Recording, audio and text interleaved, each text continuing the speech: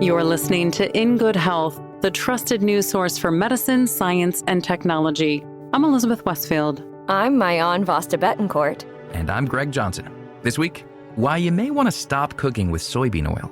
The mice that ate the salmon that had been fed the soybean meal diet got obese. So it's not just what you eat, but it's what the thing you eat has eaten that's important.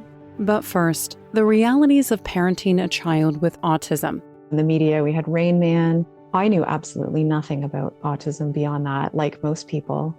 And really just the rhetoric around it was kind of panic, tragedy. All that and more this week on In Good Health.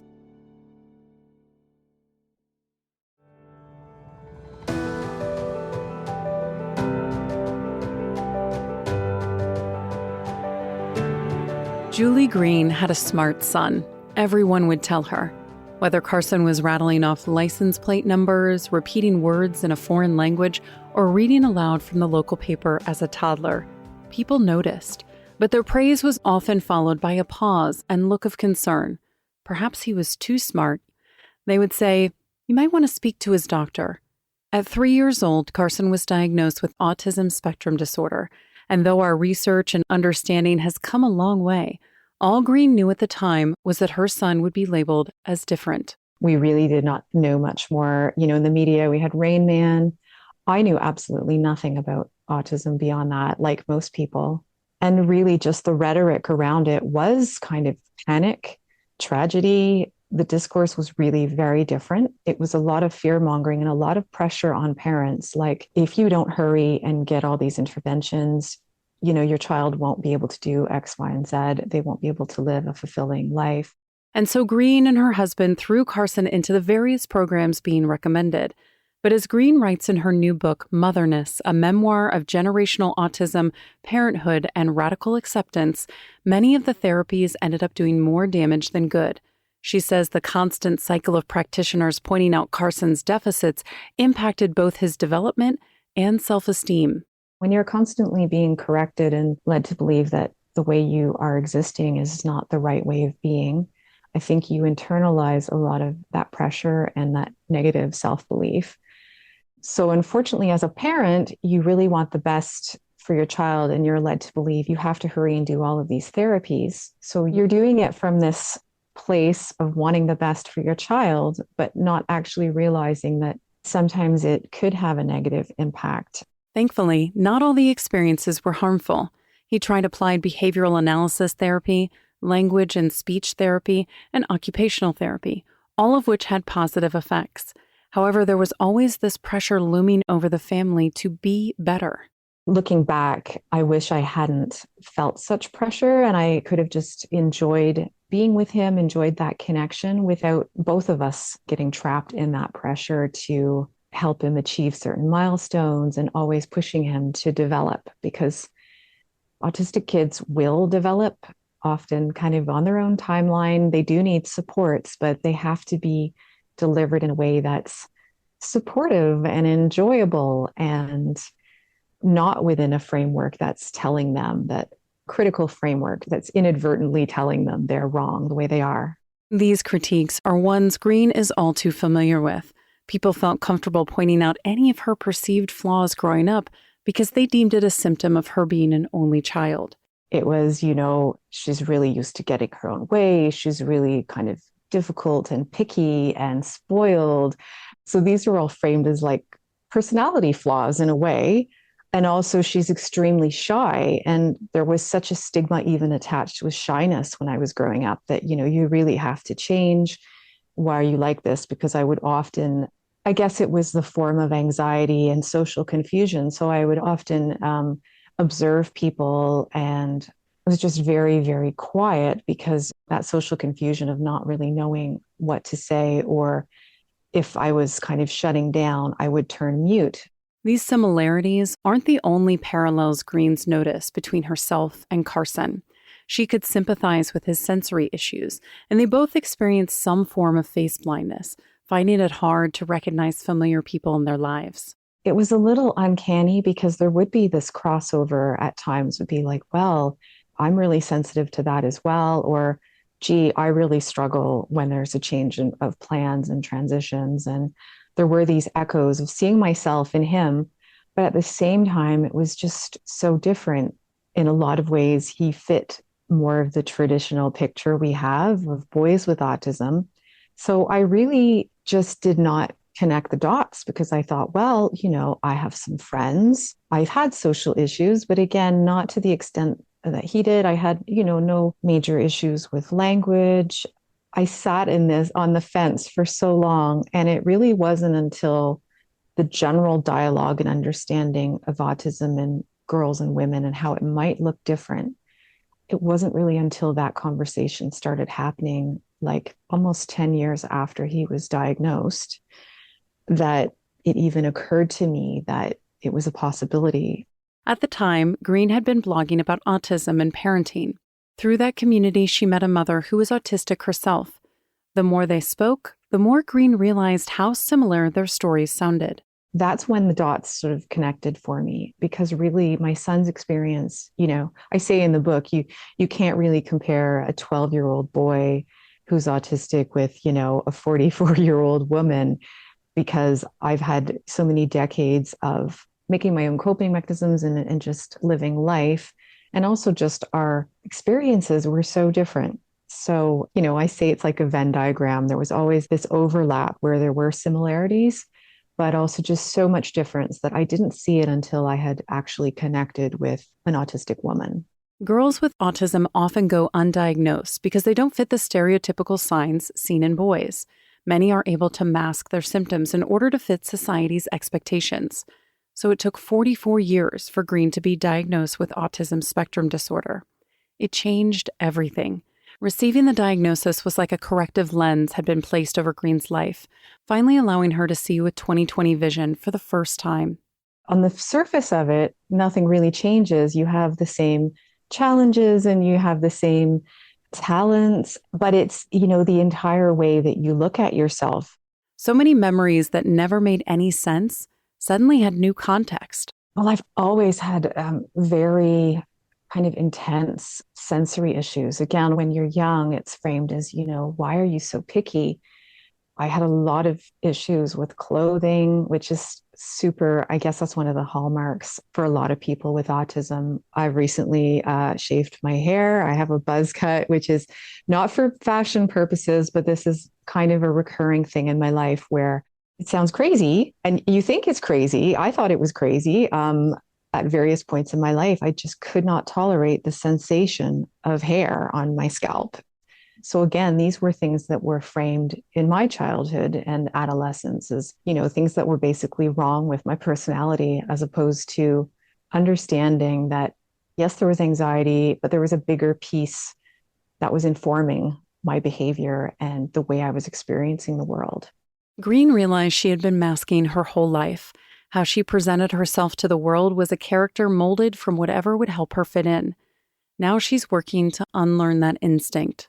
When you've grown up, and especially in your mid-40s, and you've been a people pleaser all your life, a lot of this is just gender roles and gender bias as well. It's not exclusive to autism, and perfectionism. So again, these things still exist for me. I still have a lot of anxiety. I think it's just this awareness now where I didn't have this understanding when I was young. So I would push myself to the point of overwhelm or burnout and end up very, very ill. And I was having very severe and frequent migraine attacks where I'd be throwing up and missing work and all sorts of things. And I didn't understand that. I thought this was a physical ailment. And I didn't understand that. And sometimes it's the culmination of this buildup on the nervous system and stress and anxiety and sensory overwhelm that was causing this. Now Green's able to create a schedule that fits her needs without feeling shame about when she needs to rest. It's an awareness that's also helped her understand what her son needs. No two people's experience with autism is the same. For Carson, many of his challenges stem from emotional regulation. When he gets triggered, he becomes emotionally explosive. And while many people's first instinct is to try and calm the situation with words, Green realized that type of verbal soothing isn't what Carson responds to.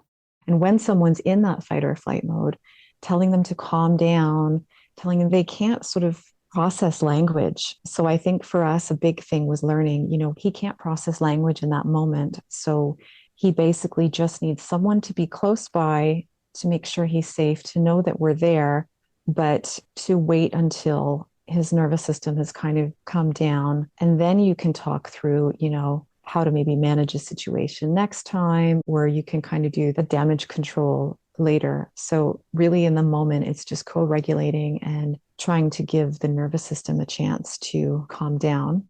Green says that Carson's been able to get a better grasp of his outburst as he's aged. His emotional regulation now at 17 is much different than 10 years prior. His nervous system is a little bit better able to cope with certain things, but it's also building that awareness for him. And I think now when he gets upset, he still might shout. He still tends to react in a bigger way, but it's not physical. He's also learning how to kind of manage and advocate for himself, which is a big piece. Learning the cause of Carson's behaviors and what those were signaling were huge parts of recognizing his needs. Unfortunately, this awareness isn't always present in schools, where Green says behavior is often viewed as either good or bad. At all levels, in all grades, I think a lot of educators are still seeing behavior through kind of a disciplinary lens, as opposed to, they say in autism circles that, all behavior is communication. So if a child is acting out, that's kind of a signal to you that there's like a lagging skill or something that they're missing or needing. Are they feeling overwhelmed? Is there a sensory issue? Do they need regular breaks to move around? Unfortunately, behavior in a lot of schools is still met with disciplinary measures. They lose access to recess, which they desperately need, or, they get detentions or suspensions in high school. What it all boils down to is a mindset shift. And Green doesn't think it's only needed in schools. When Carson was young, his outbursts sometimes made it difficult for him to socialize with other kids. Someone would be pushed to the ground or a hat would be stolen, and the fun would suddenly be over. So there were a lot of well-meaning people who did include us and make those attempts, which I'm really grateful for. There were other people who were terrible and pretty much likened my child to being a monster and wanted him out of school, wanted him out of the classroom. And I think there's space for all those emotions, right? I can understand other parents obviously want to keep their children safe, but that is not the way to help build an inclusive society. We also can't just throw everybody together and hope for the best. Green says it takes support and resources, but believes there's a balance that allows for a safe and fun time for all kids. It's a mission that will take more public awareness and understanding, which she's contributing to with her new book, Motherness, available now wherever books are sold. You can find more information about Julie M. Green and all of our guests on our website, ingoodhealthpodcast.org. For more behind the scenes, follow In Good Health Pod on Facebook, Instagram, and X. Our writer-producer is Kristen Farrah. Our executive producer is Amira Zavari. I'm Elizabeth Westfield.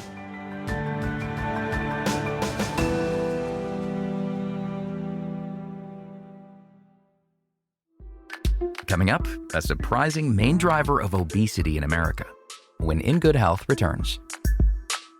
Each week on the Viewpoints Radio podcast, you'll hear from our leading experts on an important topic within education, history, society, psychology, and more. As one researcher puts it, nobody waves, but everyone waves back. Once you do offer that initiation and that opportunity, people are more willing to connect with you than you think. Viewpoints Radio podcast is produced by our team of award-winning journalists. Subscribe today by searching Viewpoints Radio wherever you listen to podcasts.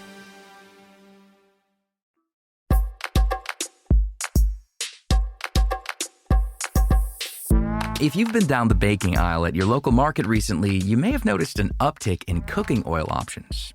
What used to be a shelf of the basics has now exploded into a full display of options, including vegetables, nuts, fruits, and animal fat. Still, one product reigns supreme as the most consumed cooking oil in America: soybean oil. Its neutral flavor, versatility, and low cost has made soybean oil the most commercially popular option. But Sonia Diol says its abundance of linoleic acid, or LA, makes it appealing to our bodies. It's important to remember that the polyunsaturated fatty acids, the omega-6 and omega-3s, those are considered to be essential for our bodies, which means that animals cannot make those fats themselves. Whereas most of the saturated fatty acids, they can be produced inside our bodies also from other compounds that are available. So it's important that our diet includes these essential fatty acids.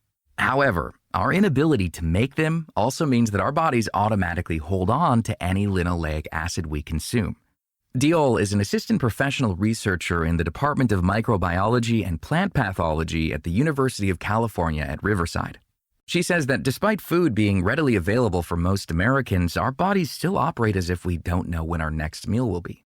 For the longest time, humans were in the state of battling hunger most of the times, right? You were trying to get food. More people were in a state of famine than feast.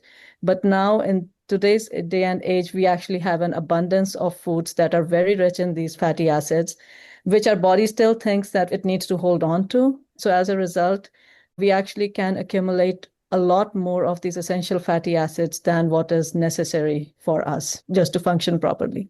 Which means that our bodies are holding on to much more fat than needed to survive.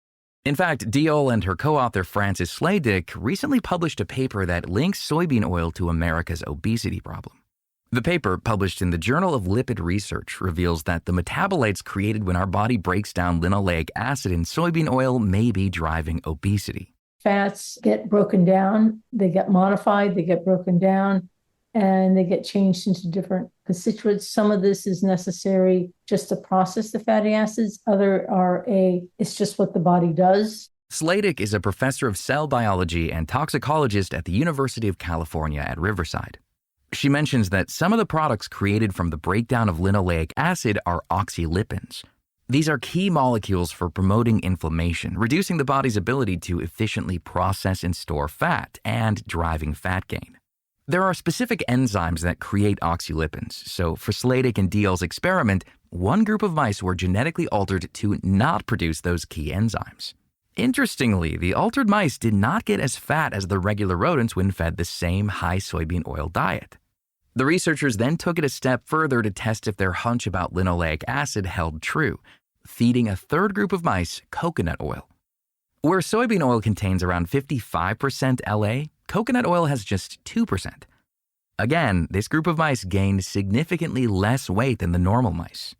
And when they took a deeper look at the data, Slaydick says there was one main common denominator across the groups.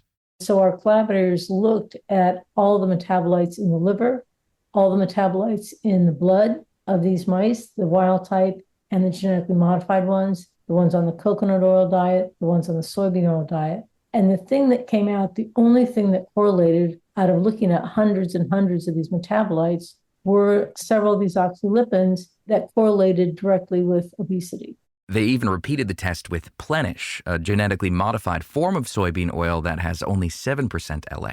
And when we looked at what was happening to the metabolites in that case, to the oxylipin metabolites, we saw that there was lesser formation of those as compared to the conventional soybean oil, the regular soybean oil. And the mice got less obese.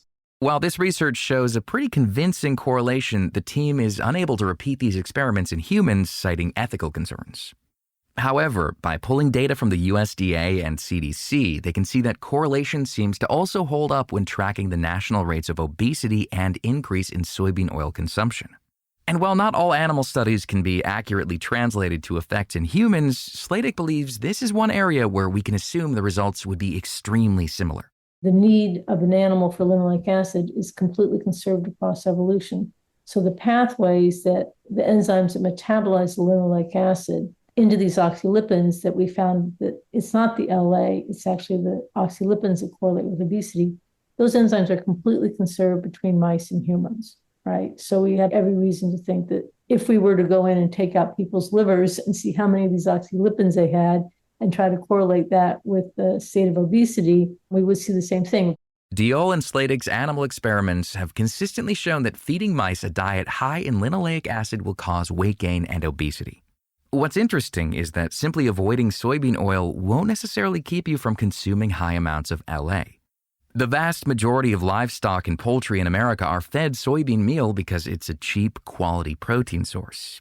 But what does that mean for the people consuming these animals?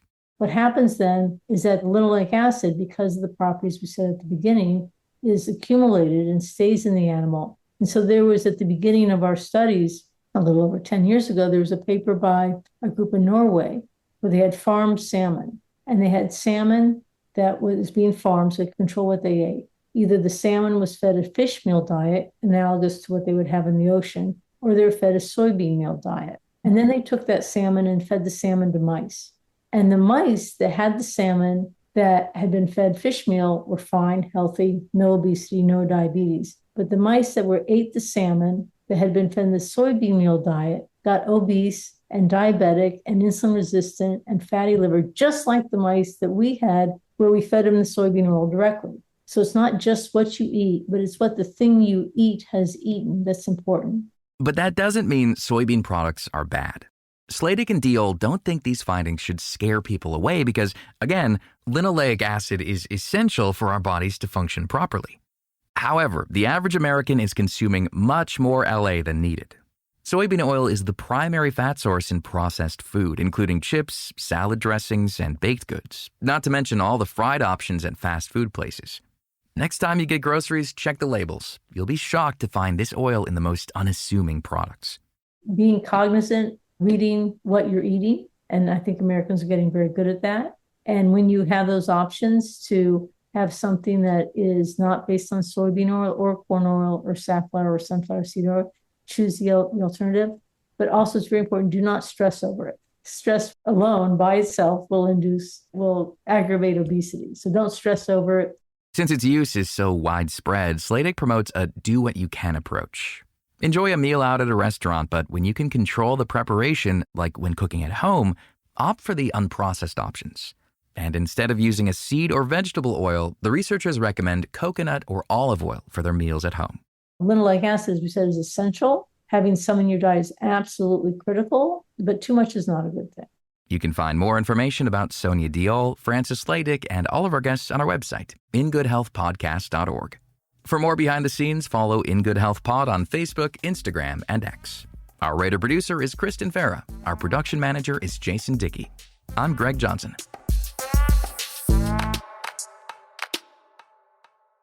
In Good Health returns in just a moment.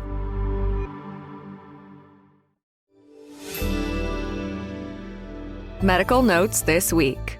Are energy drinks making you sick? Scientists have discovered that taurine, an amino acid added to these products, fuels leukemia stem cells.